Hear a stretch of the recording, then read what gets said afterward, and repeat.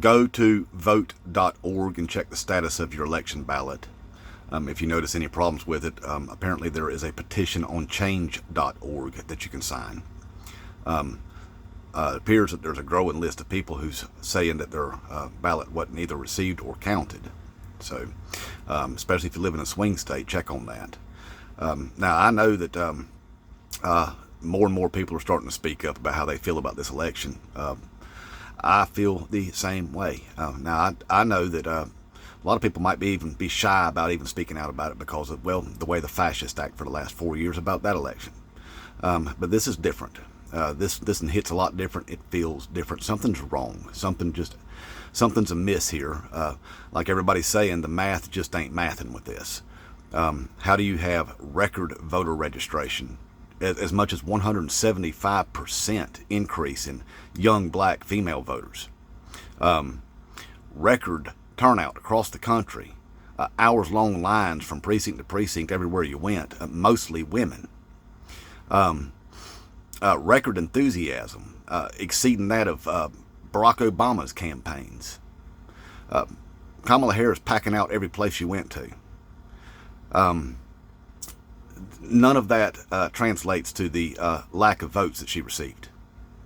And the fact that neither candidate received a record amount of votes.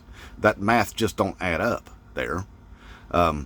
Couple that with the fact that since Roe versus Wade's been overturned, women went out there and voted and stopped that big giant red wave that was supposed to happen in the midterms, and Democrats have won virtually every single special election since then because of the female vote.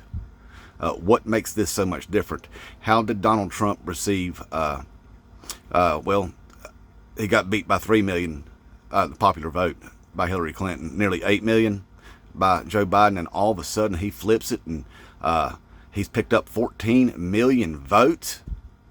Wow, that's incredible, isn't it?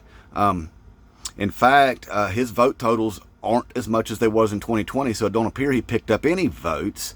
But the person that had all of the momentum, $1 billion in donations, mostly from small donors, wound up with way less votes than what Joe Biden received in 2020. That is mighty, mighty suspicious. The fact that this whole thing was being bombarded by Russian bots, trolls, propaganda, paying right-wing influencers like Tim Pool out there to spread Russian propaganda.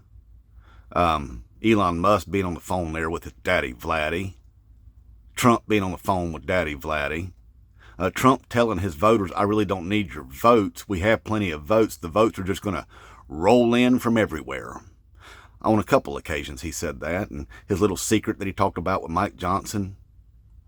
And you have all these boom boom threats called into the swing state precincts, and those precincts were forced to be evacuated for short periods of time every time that happened. There's a lot of stuff that don't make any sense with this, and the fact that Kamala Harris goes out there and gives a concession speech as if, hey, this is business as usual, normal, nothing to see here, is maddening. I'm hoping that's just a front, and that her and her team of lawyers and the FBI is doing their jobs, because something ain't right.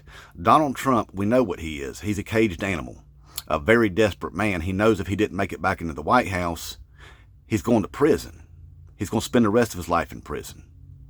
So it would not benefit him not to risk a prison sentence to try to get back in the White House. You see what I mean? Either he's going to spend the rest of his life in prison, or he might as well risk getting caught committing some more crimes. And if he does get caught, spend the rest of his life in prison. If he don't get caught, back to the White House. And these Christian nationalist billionaires that are now lining up on his transition team, that's Project 2025. Those people are willing to sacrifice everything. In their mind, they're warriors to get the power that they want.